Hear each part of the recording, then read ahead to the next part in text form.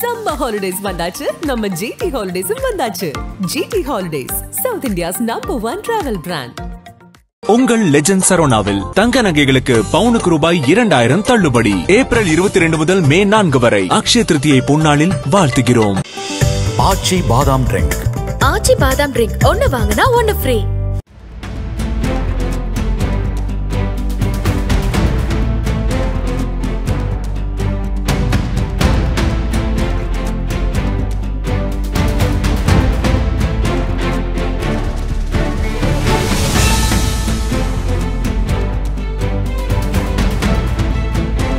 அமலாக்கத்துறையின் வலையில் சிக்கும் அமைச்சர்கள் எனும் தலைப்பில் ஏப்ரல் 26, 29 இதழில் நாம் எழுதிய செய்தி திமுக, பாஜக மற்றும் அரசு அதிகாரிகள் மத்தியில் பெரும் பரபரப்பை ஏற்படுத்தியது.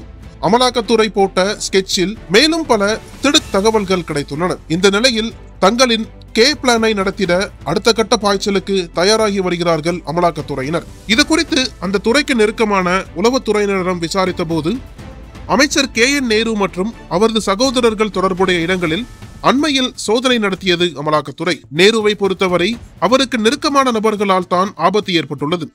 அந்த வகையில் கடந்த நவம்பர் மாதம் முதல் நேருவுக்கு எதிரான ஆபரேஷனை தொடங்கியது அமலாக்கத்துறை. முதற்கட்டமாக அவருக்கு நெருக்கமான திமுக ஒன்றிய செயலாளர் கருப்பையாவை வளைத்தனர். கருப்பையா மூலமாக புதுக்கோட்டை முருகப்பனை தங்கள் பிடிக்குள் கொண்டு வந்தனர். அமலாக்கத்துறையின் டெல்லி தலைமையகத்தில் இருக்கும் 2 உயரதிகாரிகள் குஜராத்தைச் சேர்ந்த அமலாக்கத்துறை அதிகாரிகள் கொண்ட ஒரு டீமை உருவாக்கி அவர்களை நகராட்சி துறையில் கான்ட்ராக்ட் எடுக்கும் பிசினஸ் மேன்களாக தமிழகத்திற்கு அனுப்பி வைத்தனர். உயரதிகாரிகளின் ஸ்கெட்ச் படி பிசினஸ் மேன் டீம் விரித்த வலையில் கருப்பையாவும் முருகப்பனும் இயல்பாக சிக்கினர்.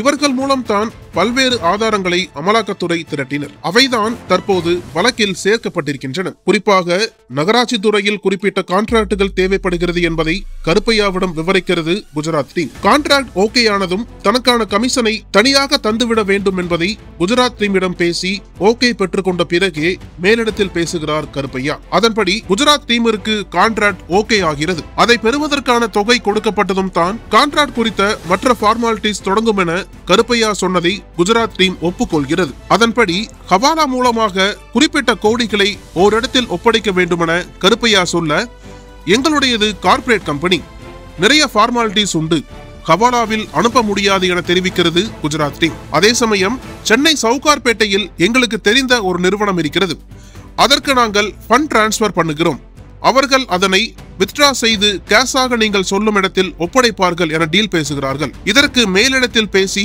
ஓகே வாங்குகிறார். அதன்படி ஃபண்ட் டிரான்ஸ்பர் ஆகிறது. சவுகார்பேட்டை நபர் பணத்தை வித்ட்ரா செய்து எடுத்துக் கொள்கிறார்.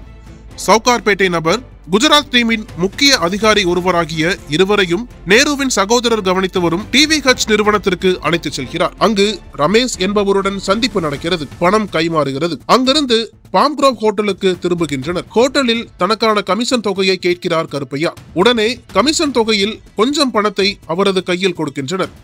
அதே சமயம் 10 அக்கவுண்ட் நம்பர்களை கொடுத்து மீதி தொகையை அதில் கொஞ்சம் கொஞ்சமாக மாற்றி விடுங்கள் என கருப்பையா சொல்ல, அதன்படி சம்பந்தப்பட்ட அக்கவுண்டில் மீதி தொகையை டெபாசிட் செய்கிறது குஜராத் டீம். இப்படி திட்டமிட்டு ஆதாரங்களை உருவாக்கி அதற்கான வீடியோ, ஆடியோ ஆதாரங்களை சேகரித்து வைத்துக் கொண்டது குஜராத் அமலாக்கத்துறை. இதே போன்று பல ஆதாரங்கள் உருவாக்கப்பட்டு சேகரிக்கப்பட்டுள்ளன. இவைகளை வைத்துதான் நேருவுக்கு எதிராக வழக்கு பின்னப்பட்டுள்ளது. கருப்பையாவை வைத்து நடத்தப்பட்ட இந்த ஆபரேஷனுக்கு கே பிளான் என்று பெயரிட்டுள்ளது குஜராத் டீம். இந்த ஆதாரங்கள் அனைத்தும் டெல்லி தலைமையகத்திற்கு அனுப்பி வைக்கப்பட்டுள்ளன. உள்துறை அமைச்சர் அமித்ஷாவிடம் இந்த ஆதாரங்களை போட்டு காட்டுவதற்கு அப்பாயின்மெண்ட் கேட்டிருக்கிறார்கள் அமலாக்கத்துறையின் உயரதிகாரிகள். ஒரு வழியாக அமித்ஷாவுடனான சந்திப்புக்கு பிறகு இந்த ஆபரேஷனின் அடுத்த பாய்ச்சலுக்கு திட்டமிட்டுள்ளது அமலாக்கத்துறை. அதன்படி விரைவில் தமிழகத்தில் அமலாக்கத்துறையின் அதிரடி தொடங்கும் என்று விரிவாக விவரிக்கிறார்கள். இது ஒரு புறம் இருக்க, பாஜக தலைவர் நயினா நாகேந்திரன் பண்ணையாரை பாதுகாக்க வேண்டியது என் பொறுப்பு என சொல்லி களத்தில் குதித்திருக்கிறார். அதாவது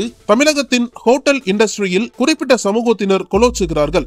இதற்காக அவர்கள் ஹோட்டல் இண்டஸ்ட்ரி சங்கமும் நடத்துகின்றனர். நயினா நாகேந்திரனும் ஹோட்டல் பிசினஸ் பண்ணுவதால் ஹோட்டல் இண்டஸ்ட்ரி சங்கத்தில் இருக்கிறார். பாஜக தலைவராக நயினார் வருவதற்கு CP ராதாகிருஷ்ணன் மற்றும் சென்னையை சேர்ந்த ஜுடிஷியல் கிருஷ்ணமூர்த்தி இருவரும் பெரிதும் உதவி இருக்கிறார்கள். பாஜக தலைவர் பதவியை கைப்பற்ற நயினாருக்கு நிதி தேவைப்பட்டது. செய்யப்பட்டது. தேவையான நிதியை குறிப்பிட்ட சங்கத்தினர் தான் திரட்டி தந்துள்ளனர். அதனால் சங்கத்தினரின் வேண்டுகோளின்படி அமைச்சர் நேருவை பாதுகாக்க களத்தில் குதித்துள்ளார். இது தொடர்பாக சங்கத்திற்கும் நேருவிற்கும் நெருக்கமான ரமேஷ் என்பவரிடம் நடந்த உரையாடல்களையும் கைப்பற்றியுள்ளது அமலாக்கத்துறை.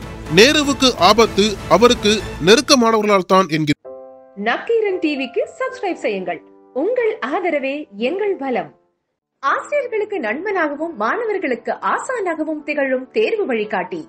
ஒவ்வொரு பாடத்திற்கும் அனுபவமிக்க ஆசிரியர்களின் துல்லியமான தெளிவான விடைகள். CNC இருக்கு, தேர்வு பயம் எதற்கு? இது தீரன் பப்ளிஷிங் ஹவுஸ் விற்பனை வெளியீடு.